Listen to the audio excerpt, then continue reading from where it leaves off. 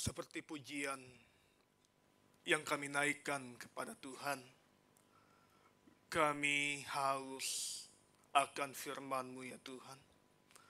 Kami haus akan firman Tuhan yang berkuasa itu, yang bisa mengubahkan sikap hati kami.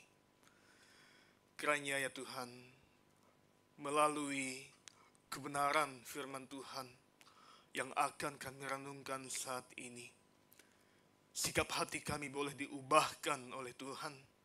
Kami boleh diperbaharui oleh Tuhan. Kami boleh dikuatkan oleh Tuhan melalui kebenaran firman-Mu. Terima kasih ya Tuhan. Isilah hati kami dengan kebenaran firman-Mu. Pada saat yang sama juga, berikanlah ketundukan kepada tiap-tiap kami untuk melakukan kebenaran firman-Mu. Ya Tuhan, hamba-Mu yang terbatas ini, Tuhan tolong dia, mampukan dia untuk berkata-kata, menyampaikan isi hati-Mu ini. Dan kiranya kami semua boleh diberkati oleh Tuhan. Terima kasih ya Tuhan. Kami menyerahkan waktu perenungan firman Tuhan ini kepadamu. Berfirmanlah, kami telah siap mendengarkannya. Amin. Bapak Ibu Saudara, saya persilakan untuk duduk.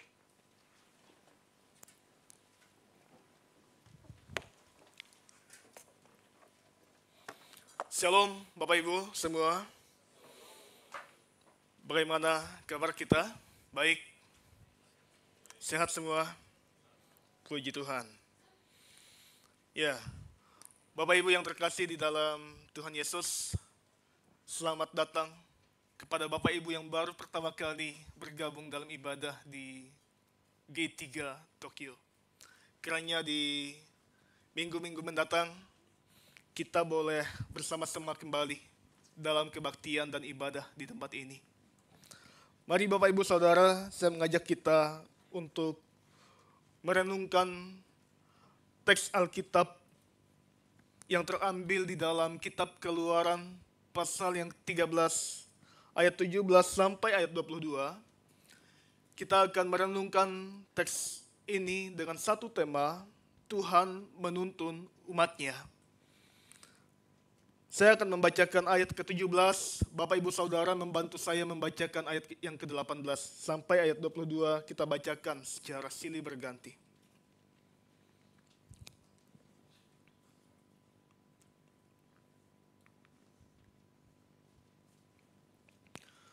Setelah Firaun membiarkan bangsa itu pergi, Allah tidak menuntun mereka melalui jalan ke negeri orang Filistin.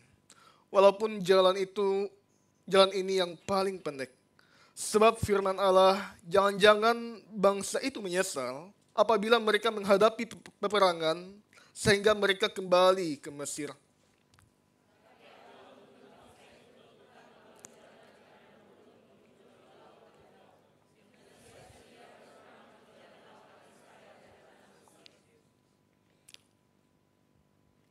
Musa membawa tulang-tulang Yusuf. Sebab tadinya Yusuf telah menyuruh anak-anak Israel bersumpah dengan sungguh-sungguh, Allah tentu akan mengindahkan kamu, maka kamu harus membawa tulang-tulangku dari sini.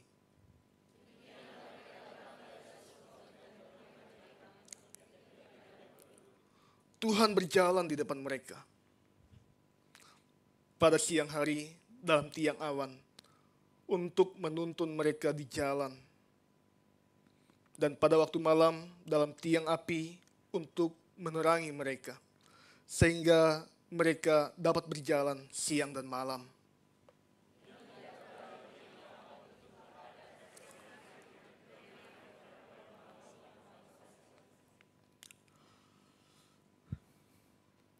Bapak Ibu Saudara yang terkasih di dalam Tuhan Yesus, di zaman sekarang kita sangat dinyamankan atau dimanjakan dengan berbagai sarana transportasi yang canggih tentunya. Apalagi tinggal di Jepang. Saya baru pertama kali naik kereta di Jepang. Di di Indonesia nggak pernah sama sekali. Bapak Ibu Saudara yang terkasih di dalam Tuhan Yesus, pesawat terbang sekarang bisa memungkinkan kita untuk bisa berpergian melintasi benua ke benua lainnya dalam waktu 1 jam. Atau lebih 1 jam gitu ya. Atau nanti di zaman modern bisa sampai hitungan menit saja. Atau detik bahkan. Lewat pintu ajaib Doraemon kan. Ataupun kita pasti senang ketika kita memiliki mobil pribadi. Ini bisa membawa kita untuk berjalan mengunjungi keluarga kita, ataupun mengunjungi tempat di mana teman kita berada, ataupun kita bisa pergi di tempat kita bekerja, bahkan kita juga bisa untuk berliburan sama pacar kita, bukan? Kalau ada mobil. Maka saya lagi punya motivasi nih, membuat SIM cepat lulus gitu ya. Nah, Bapak Ibu Saudara, bahkan seperti aplikasi pemesanan online membuat kita mendapatkan apa yang kita inginkan dengan secara cepat sekali. Tinggal klik, langsung dapat. Nanti kalau ingin coba aja, kirim di alamat saya. Nah, Bapak Ibu yang terkasih di dalam Tuhan Yesus, nanti pun kalau ada Bapak Ibu Saudara yang punya rencana ingin jalan-jalan ke bulan, jangan lupa undang saya. Nah, beberapa waktu yang lalu, saya pernah pergi di satu museum, namanya Museum Masa Depan.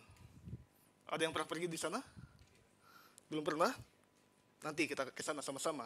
Nah, yang memukau saya sampai hari ini di Museum Masa Depan ini, yang saya ingat sampai hari ini, yaitu di masa depan nanti Bapak Ibu Saudara, kita sudah tidak perlu masak. Kenapa? Sudah ada setan yang masakin nanti. Nah, jadi di restoran nanti ada setan yang menyiapkan hidangan makanan. Nah, nanti kalau nggak percaya pergi saja ke museum masa depan. Jadi kasihan yang koki di sini, ya kan? Kasihan yang kerja di restoran, sudah nggak dipekerjakan lagi. Nah, Bapak Ibu Saudara, sebenarnya saya ingin mengajak kita bersama-sama membayangkan sejenak bagaimana kehidupan di masa lalu. Ketika transportasi yang kita nikmati saat ini, di masa lalu belum ada mereka nikmati itu. Ketika bangsa Israel keluar dari Mesir, mereka tidak memiliki kendaraan yang nyaman. Mereka tidak memiliki teknologi yang canggih saat itu. Mereka harus berjalan kaki melalui padang gurun yang sangat panas sekali. Perjalanan mereka sangat panjang sekali dan penuh tantangan saat itu. Mereka tidak memiliki peta saat itu. Kita sekarang mau pergi kemana-mana tinggal GPS untuk menunjukkan arah kita. Mereka nggak punya saat itu teknologi yang canggih itu. Tapi mereka memiliki sesuatu yang jauh saat itu, lebih berharga sekali, yaitu tuntunan Tuhan. Mereka memiliki tuntunan Tuhan. Maka mari kita bersama-sama Bapak Ibu Saudara melihat bagaimana Tuhan menuntun bangsa Israel keluar dari Mesir. Nah, Bapak Ibu yang terkasih di dalam Tuhan Yesus, sebelum Firaun membiarkan bangsa Israel itu pergi, sebenarnya sejak awal Tuhan sudah punya rencana untuk menyelamatkan umatnya dari Mesir ini. Tuhan sudah punya jalan menuntun umatnya untuk keluar dari Mesir melalui utusannya, yaitu Musa. Hanya selama ini yang menghambat bangsa Israel ini keluar dari Mesir adalah Firaun itu sendiri. Firaun menghambat bangsa Israel ini untuk keluar dari Mesir. Nah, apabila kita membaca kisah tentang Firaun ini lebih jeli lagi, kita akan mendapati bahwa dari tulah pertama sampai tulah kelima, ada yang ingat gak sih tulah pertama apa? Air menjadi anggur. Air menjadi darah ya. Nah, dari tulah pertama sampai tulah kelima, Firaun saat itu dia mengeraskan hatinya. Firaun adalah orang jahat sejak awalnya. Ia memang keras hati. Dia tidak mau bertobat saat itu. Ketika firman Allah disampaikan kepadanya, firman itu ditentang, malah dilawannya. Maka ini yang membuat bangsa Israel saat itu sulit untuk keluar dari perbudakan ini. Bapak Ibu yang terkasih di dalam Tuhan Yesus, ada banyak orang Kristen yang mengatakan dirinya punya otoritas. Seperti halnya Firaun yang punya otoritas saat itu. Banyak orang Kristen yang punya otoritas dalam gereja. Mengatakan dirinya lebih senior dalam gereja. Punya kuasa lebih mengatur segalanya. Tetapi hatinya seperti Firaun. Hatinya sudah tertutup terhadap firman Allah. Dia sudah tidak peka terhadap kebenaran firman Allah. Ketika firman Allah disampaikan, sudah tidak lagi merasakan kuasa firman itu. Padahal firman Allah ini untuk mengajar kita, bukan? Firman ini untuk menyatakan kesalahan kita, bukan? Firman ini untuk memperbaiki kelakuan kita, bukan? Firman ini untuk mendidik kita dalam kebenaran. Bapak Ibu Saudara, Firaun menolak firman Allah.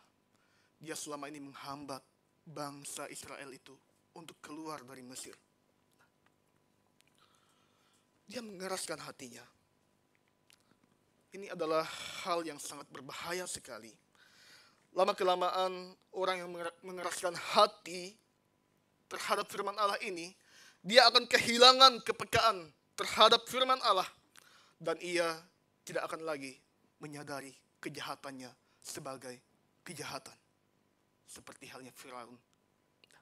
Bapak Ibu Saudara, yang menjadi pertanyaan kita adalah,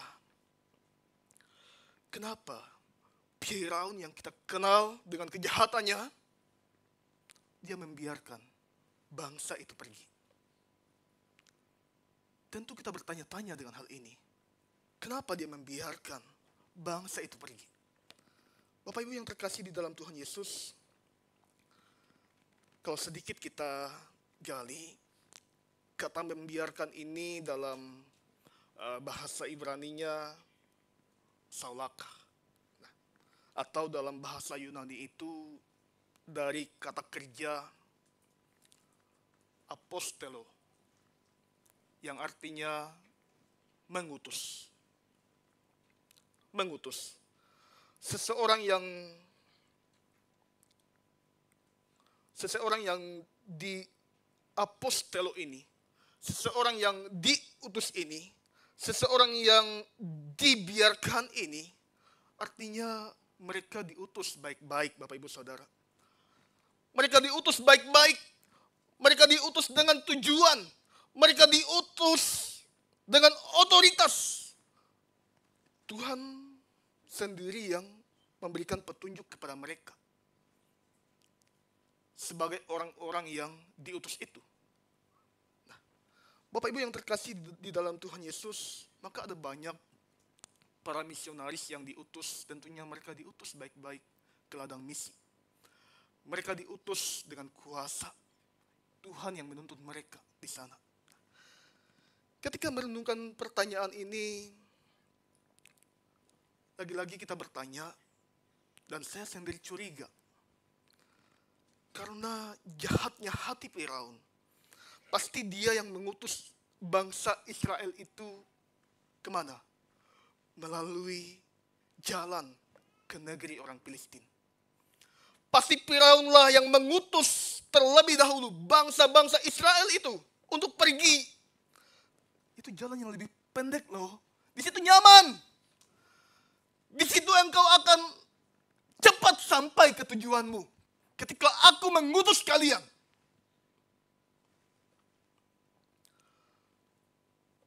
Bapak Ibu Saudara, karena kalau bangsa Israel saat itu mengikuti jalan yang ditunjukkan oleh Firaun ini, melalui jalan yang dekat itu, Firaun tahu. Dia licik sekali. Karena nanti kalau kalian melewati jalan negeri orang Filistin itu, kalian akan menyesal. Kalian akan menyesal. Dan ujung-ujungnya kalian akan kembali ke Mesir lagi. Kalian akan diperbudak lagi di sini. Licik bukan? Bapak Ibu yang terkasih di dalam Tuhan Yesus. Ya, Firaun pasti senang dia. Dia akan senang sekali.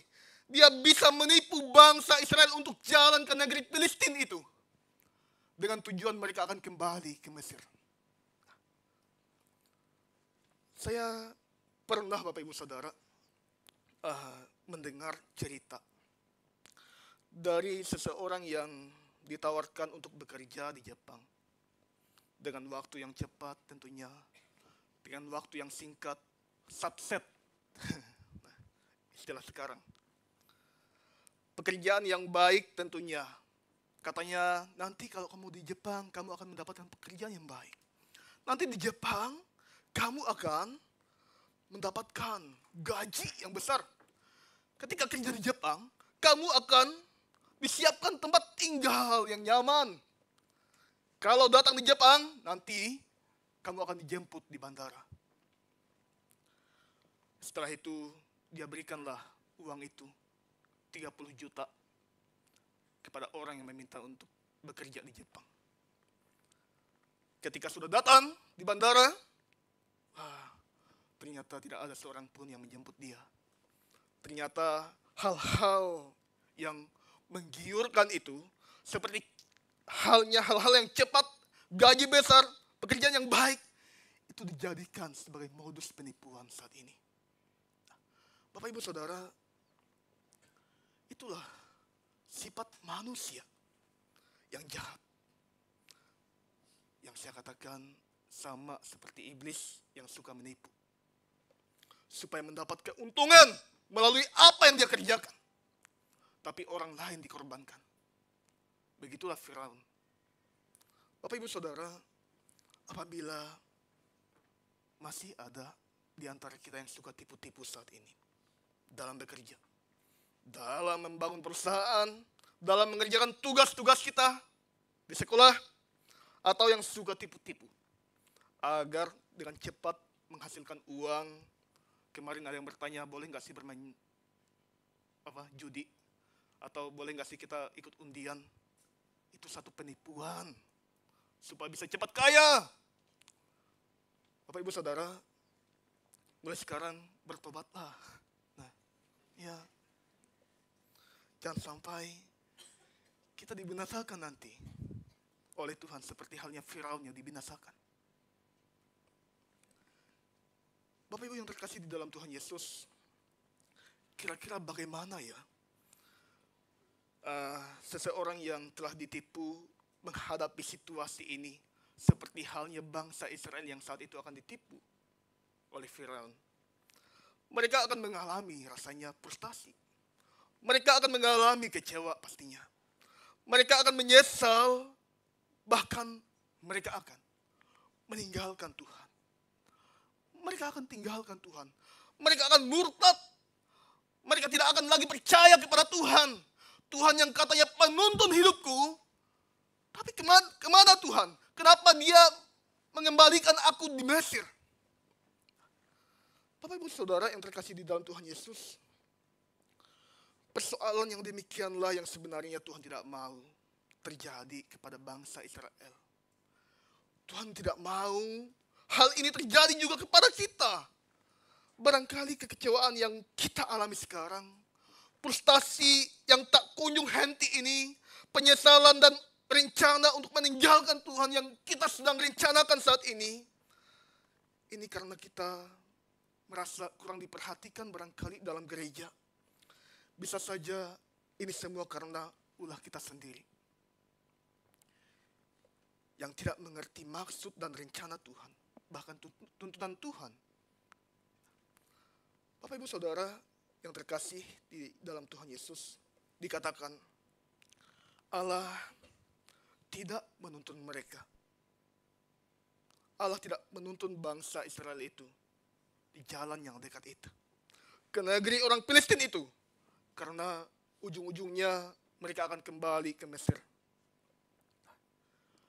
Bapak Ibu yang terkasih di dalam Tuhan Yesus, jikalau kita lihat sejenak, Mesir ini adalah tempat di mana bangsa Israel itu diperbudak. Kembalinya ke Mesir ini sama halnya mereka akan kembali ke tempat perbudakan. Tempat di mana mereka akan dibelenggu. Tempat di mana mereka akan dijadikan budak saat itu. Tempat di mana mereka akan mengalami ancaman. Mereka akan mengalami kembali aniaya. Dan mereka akan mengalami kematian di situ. Bapak Ibu Saudara, diperbudak oleh dosa itu juga demikian. Seperti halnya mereka kembali di masa lalunya. Di dosa masa lalu itu. Diperbudak oleh dosa juga demikian. Kita akan terus-menerus hidup dalam lingkaran dosa itu. Karena telah terikat di dalam dosa. Seorang yang sudah menjadi budak dosa, dia tidak akan lagi mengenal tempat untuk dia tidak berdosa. Dimanapun dia akan berdosa, dimanapun dia tinggal, dia akan berbuat dosa. Kita bisa, Bapak Ibu Saudara, berbuat dosa dalam gereja. Sakit hati kepada sesama kita di tempat ini. Dosa itu. Sakit hati kepada teman-teman kita. Sakit hati kepada para majelis. Sakit hati kepada saya. Kepada hamba Tuhan. Kita bisa berbuat dosa dalam gereja.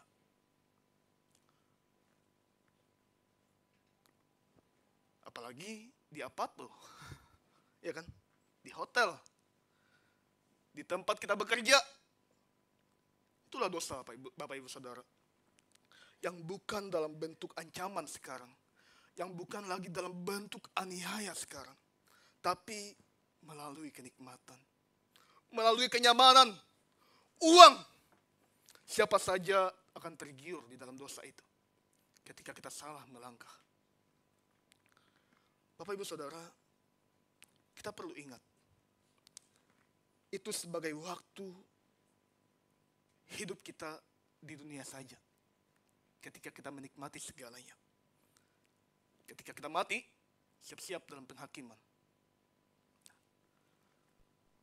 Selain Mesir ini tempat perbudakan, Mesir juga tempat keluarnya mereka dari perbudakan. Di Mesirlah bangsa Israel keluar dari perbudakan. Inilah yang kita kenal dengan Paskah. Kalau Paskah sebagai pengingat bangsa Israel saat itu keluar dari perbudakan di Mesir, saat ini Bapak Ibu Saudara, Paskah yang kita kenal ini sebagai inti dari pembebasan saya dan Bapak Ibu Saudara dari perbudakan dosa. Dan Tuhan Yesus sebagai pusat utama dari Paskah ini yang telah membebaskan kita dari dosa itu. Melalui pengorbanannya di kayu salib. Melalui kematiannya. Dan dia bangkit sebagai bukti. Dia telah mengalahkan dosa itu. Bapak Ibu yang terkasih di dalam Tuhan Yesus. Tuhan tentunya tidak menuntun bangsa itu ke jalan yang salah. Tapi Tuhan menuntun mereka. Ingin menuntun mereka ke jalan yang benar. Sekarang kita yang mengetahui mengapa Tuhan tidak menuntun bangsa Israel ini ke jalan orang Filistin, Tuhan tidak ingin, Bapak Ibu Saudara, bangsa Israel ini diperbudak kembali. Tuhan tidak ingin membebaskan, Tuhan ingin membebaskan bangsa ini dari perbudakan. Begitu juga dengan kita saat ini. Tuhan tidak ingin, Bapak Ibu Saudara, kita diperbudak oleh dosa. Tapi Dia ingin kita dibebaskan dari perbudakan dosa itu. Dengan cara mengenal Allah, menerima Dia sebagai Tuhan dan Juru Selamat dalam hidup kita. Yang Tuhan sendiri lakukan adalah Dia menuntun umatnya melalui apa? Tuhan menuntun umatnya melalui jalan di padang gurun menuju ke laut Tebrau itu. Bapak Ibu Saudara yang terkasih di dalam Tuhan Yesus, jikalau sudah berbicara tentang padang gurun, kita adalah itu pasti tentang penderitaan, gitu kan? Itu pasti tentang kesakitan. Di situ saya tidak akan mendapatkan makanan dan saya nggak mau mengalami padang gurun. Bapak Ibu yang terkasih di dalam Tuhan Yesus, ketika kita mengerti padang gurun sebagai tempat yang tandus, yang tidak dapat dilalui, tempat yang terisolasi saat itu. Padang gurun juga merupakan alam liar dan kita pasti akan takut melewatinya. Kita akan takut melewatinya. Bisa-bisa kalau di musim panas kita dehidrasi. Ya kan? Karena tidak ada air di sana. Dan kita akan mengalami kelaparan. Susah mencari makan di sana. Kita perlu ingat, Bapak Ibu Saudara, bila kita mencari jalan untuk melarikan diri, tanpa mengerti mengapa Allah menempatkan kita dalam situasi tertentu, seperti halnya padang gurun ini, tanpa sadar sebenarnya kita sedang memperpanjang padang gurun kita kembali. Ketika kita tidak ingin mengikuti kehendak Tuhan. Inilah yang dapat menimbulkan penderitaan sebenarnya kepada kita. Inilah yang akan membuat kita kalah di dalam padang gurun yang kita lalui. Tapi bagi seseorang yang taat kepada Tuhan, yang siap sedia mengikuti tuntunan Tuhan, padang gurun bukanlah hal yang negatif bagi mereka. Padang gurun bukanlah tempat yang mencelakakan bagi mereka yang taat kepada Tuhan. Bagi mereka yang menganggap itu hal yang negatif untuk mereka. Bapak Ibu Saudara, tempat ini akan melatih. Tempat ini akan mempersiapkan dia di dalam kebenaran Allah. Dan disitulah Allah akan bekerja. Banyak Bapak Ibu Saudara di antara kita yang tanpa sadar, ketika padang gurun ini kita rasakan di dalam keluarga kita. Ada yang merasakan padang gurun dalam keluarga. Ketika padang gurun ini kita rasakan dalam keluarga kita, kita terkadang bertindak dengan tidak bijaksana. Ada banyak orang-orang Kristen yang karena tidak bisa melewati padang gurunnya dalam keluarga, akhirnya bercerai. Ada banyak mereka yang akhirnya berpisah dengan pasangannya, dan lain sebagainya. Banyak di antara kita juga yang tanpa sadar ketika padang gurun ini kita rasakan dalam pekerjaan kita maupun dalam studi kita. Kita terkadang bertindak dengan tidak bijaksana. Ada yang biasanya ingin menghindari padang gurunnya dalam keluarga, minum-minum alkohol, mabuk-mabukan, konsumsi narkoba, dan lain sebagainya. Ini adalah tindakan yang tidak bijaksana. Bapak Ibu Saudara, siap sedialah kita melewati padang gurun ini. Ketika Tuhan menuntun umatnya melalui padang gurun, siap sedialah kita melaluinya. Apabila itu terjadi dalam keluarga kita, siap sedialah melewati padang gurun ini. Apabila itu terjadi dalam pekerjaan kita, dalam studi kita, dalam pelayanan kita, siap sedialah menghadapi ini. Bangsa Israel akan keluar dari perbudakan ini. Mereka akan siap sedia berperang dan melewati padang gurun ini. Bapak Ibu Saudara, mereka siap berperang saat itu. Mereka dengan kesiapan hatinya untuk melewati padang gurunnya. Kata siap, sedia berperang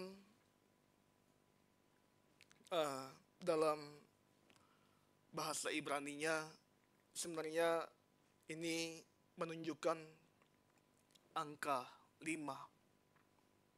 Angka 5 dalam bahasa Ibrani. Dalam urutan yang kelima. Kemungkinan ada 5 saat itu. Pasukan perang yang dipersiapkan dengan senjatanya untuk melintasi tempat terisolasi itu. Kemungkinan ada 5 pasukan juga yang disiapkan untuk melewati alam liar itu, untuk waspada terhadap musuh-musuh yang siap menyerang mereka saat itu. Ini juga menandakan Bapak Ibu Saudara kepada kita sebenarnya. Menandakan bahwa mereka adalah orang-orang yang siap menghadapi peperangan, menghadapi padang gurunnya. Mereka adalah orang yang optimis untuk melewati berbagai hal dalam hidupnya. Mereka adalah orang-orang yang punya tujuan untuk menghadapi sasaran, untuk mencapai tujuannya saat itu. Untuk mencapai tanah yang dijanjikan kepada mereka oleh Tuhan saat itu. Bapak Ibu Saudara, dengan bersiap memasuki padang gurun itu, kita juga harus mempersiapkan diri kita. Melewati tempat kita terisolasi. Tempat di mana kita merasa dalam kesendirian kita, yang tercampur dalam kesulitan, dalam pergumulan kita, tantangan kita. Kita perlu siap Bapak Ibu Saudara. Kita perlu siap. Bagaimana kita mempersiapkannya? Kita perlu perlengkapan senjata Allah itu. Kita perlu perlengkapan senjata Allah. Mari kita membaca bersama-sama dalam Efesus pasal 6 ayat yang ke-13 ini. 3, 2, 1.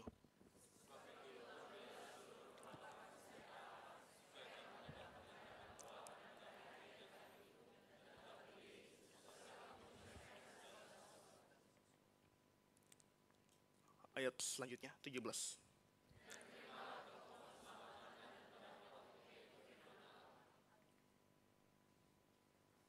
Ya, Bapak Ibu Saudara, firman Allah ini sebagai cara untuk kita melewati padang gurun kita. Inilah yang akan membentuk kita, yang akan menguatkan kita ketika melewati padang gurun kita. Allah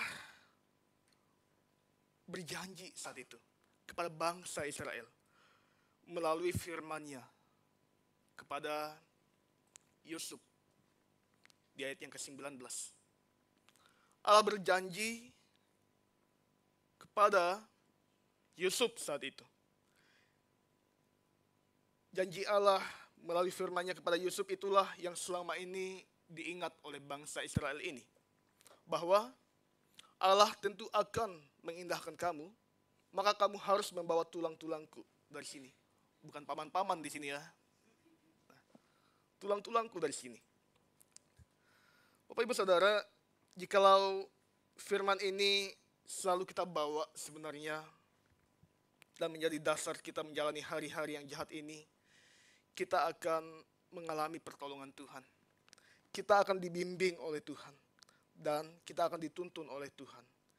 Inilah yang dilakukan oleh bangsa Israel saat itu. Ketika dia akan melewati padang gurunnya, mereka ingat janji firman Allah kepada Yusuf. Ketika itulah sebagai dasar pegangan mereka untuk berjalan melewati padang gurun mereka. Bapak Ibu yang terkasih, kita perlu bersama-sama melewatinya. Dan kita perlu berjalan. Tentunya ketika kita berjalan melewatinya, yang berjalan terlebih dahulu adalah Tuhan yang akan menuntun kita, yang akan menjadi pemandu kita. Cara Tuhan menuntun umatnya ini dengan dia sendiri yang berjalan di depan umatnya. Kata berjalan ini dari kata halak itu memberikan satu pengertian kepada kita bahwa Tuhan itu bersama-sama dengan kita. Bahwa Tuhan itu tidak akan meninggalkan kita. Dia akan selalu tetap bersama-sama dengan kita. Jikalau saat ini Bapak Ibu Saudara kita merasa lelah, putus asa, ingatlah Tuhan ada di setiap detik hidup kita. Tuhan tidak akan pernah meninggalkan kita. Tuhan akan selalu bersama-sama dengan kita. Seperti halnya dia berjalan di depan bangsa Israel itu. Yang menjadi pertanyaan kita adalah, merasakah kita saat ini bahwa kita sedang berjalan dituntun oleh Tuhan? Bapak Ibu Saudara, berjalan ini bisa saja menggambarkan hidup kita dalam menjalani satu proses kehidupan ini. Kehidupan baik maupun kehidupan buruk yang akan kita hadapi. Berjalan ini sebagai proses di mana kita akan menjalani hari-hari kita. Di sepanjang jalan yang mungkin kita rasakan tidak jelas dalam hidup ini. Yang tidak membuat kita mengerti arah dan tujuan hidup kita. Dan terkadang membuat kita lelah menjalaninya. Bapak Ibu Saudara, dengan berjalan Tuhan di depan kita, kita akan bisa berjalan dan melewati segalanya. Mari kita berjalan Bapak Ibu Saudara. Yang meskipun terkadang terlihat gelap, tapi pada akhirnya itu akan membawa kita kepada kebahagiaan. Karena kita bersama-sama dengan Tuhan. Cara Tuhan menuntun umatnya, dia menuntunnya melalui tiang awan dan tiang api saat itu. Ketika siang, tiang awan itu akan menjadi pelindung dari terik matahari.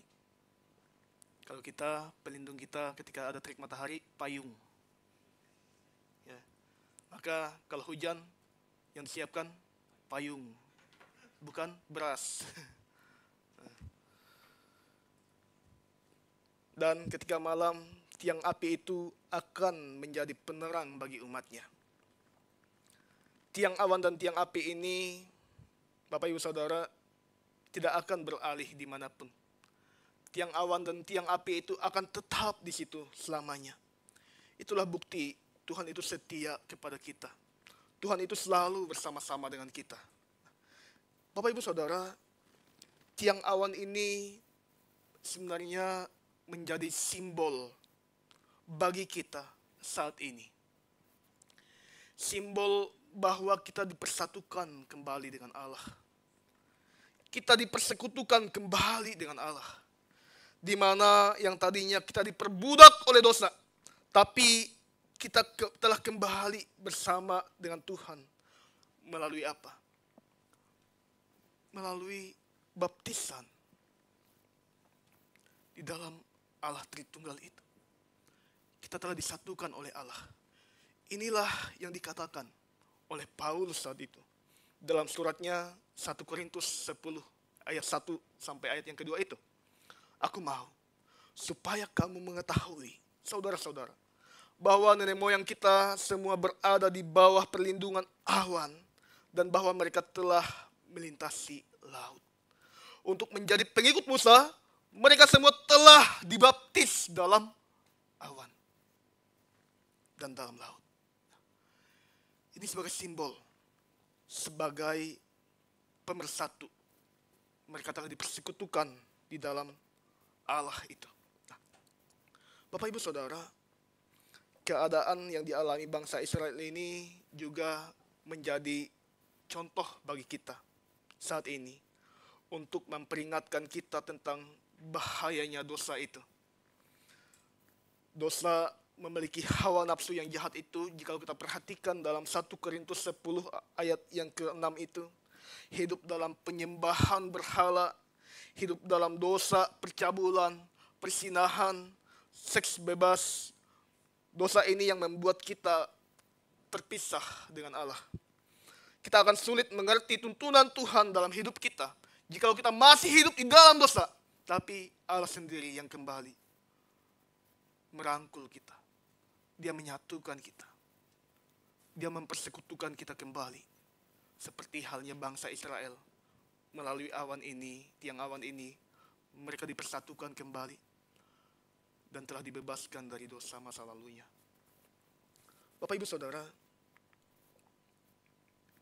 Tuhan yang sama yang menuntun bangsa Israel dengan kasih setianya adalah Tuhan yang sama juga yang akan menuntun kita hari ini sampai kapanpun, dimanapun kita berada.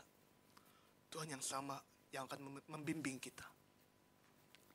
Maka kita perlu ingat kembali kebaikan Tuhan dalam hidup kita, penebusannya yang telah diberikan kepada kita melalui pengorbanannya. Kita yang telah diampuni dan kita yang telah dipersekutukan di dalam Tuhan. Kita perlu mengerti tuntunan Tuhan dalam hidup kita. Bapak Ibu yang terkasih, kita bisa simpulkan dari teks yang kita renungkan saat ini. Ingatlah untuk menghindar dari segala macam dosa yang ada di depan kita. Ingatlah untuk terus mencari jalan Tuhan melalui firman-Nya. Ingatlah bahwa kita telah dipersatukan dengan Tuhan. Maka selayaknya lah kita juga bersama-sama hidup dalam tuntunan Tuhan dan mengerti tuntunan Tuhan dalam hidup kita. Melalui pergumulan, doa-doa kita tentunya. Dan firman Allah menjadi pemandu kita. Kiranya Tuhan memberkati kita, Tuhan menolong kita, memberikan kekuatan kepada kita. Mari kita bangkit berdiri.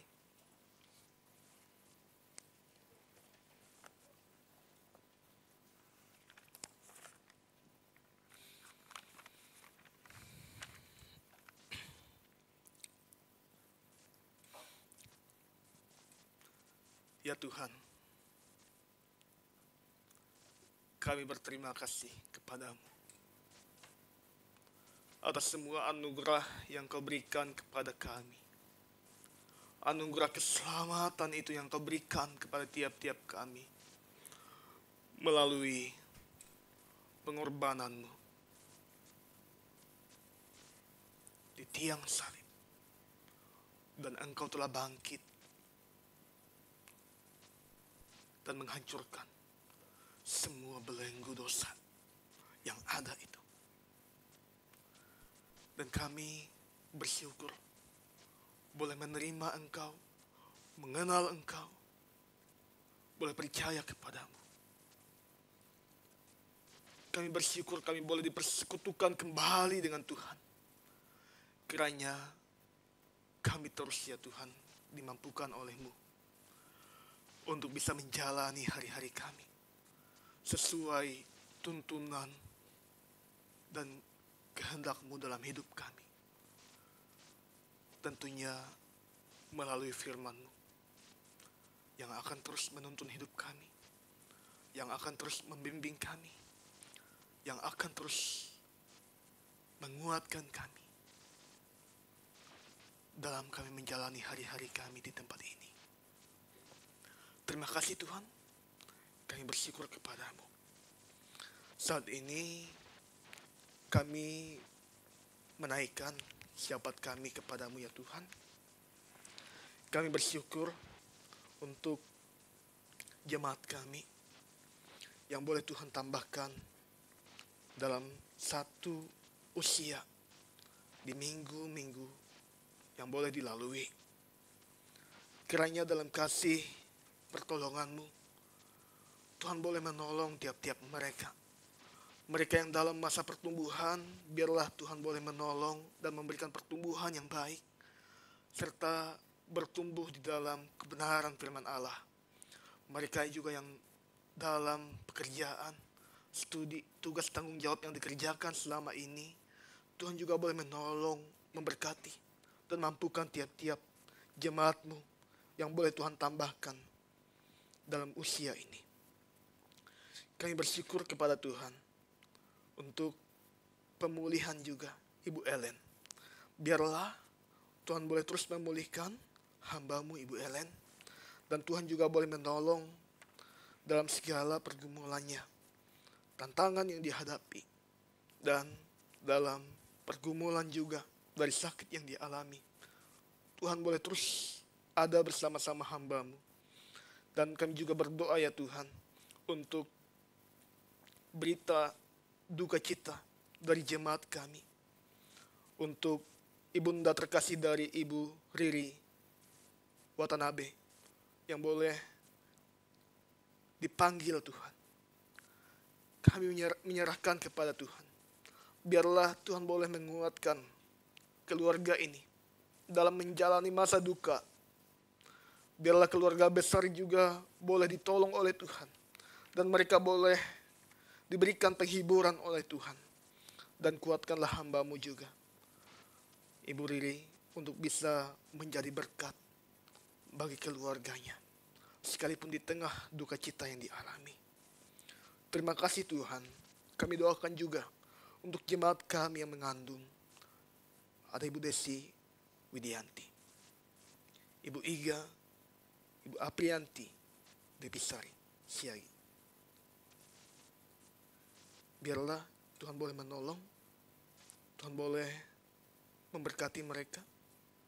Tuhan juga boleh memberikan pertumbuhan yang baik kepada janin yang bertumbuh. Dan Tuhan juga boleh memberikan kekuatan kepada ibu. Dan Tuhan juga boleh menolong terus mereka dalam menjalani segala tugas dan tanggung jawab yang dipercayakan oleh Tuhan di tempat ini. Terima kasih Tuhan. Kami boleh menaikkan syafaat ini kepadamu. Kami juga menyerahkan untuk dunia kami dalam konflik Israel dan Palestina, Rusia dan Ukraina. Tuhan tolong, Tuhan pulihkanlah keadaan yang terjadi ini. Dan Tuhan juga boleh mampukan orang-orang percaya di sana untuk bisa menjadi berkat bagi sesamanya. Dan mereka boleh dikuatkan oleh Tuhan. Dan iman mereka semakin diteguhkan oleh Tuhan. Terima kasih Tuhan. Dan kami mengakhiri syafaat ini dengan doa yang Kau ajarkan kepada tiap-tiap kami. Bapa kami yang di surga, dikuduskanlah nama-Mu, datanglah kerajaan-Mu, jadilah kehendak-Mu di bumi seperti di surga. Berikanlah kami pada hari ini makanan kami yang secukupnya, dan ampunilah kami akan kesalahan kami, seperti kami juga mengampuni orang yang bersalah kepada kami. Dan janganlah membawa kami ke dalam pencobaan, tetapi lepaskanlah kami daripada yang jahat. Karena Engkau yang mempunyai kerajaan dan kuasa dan kemuliaan sampai selama-lamanya. Amin.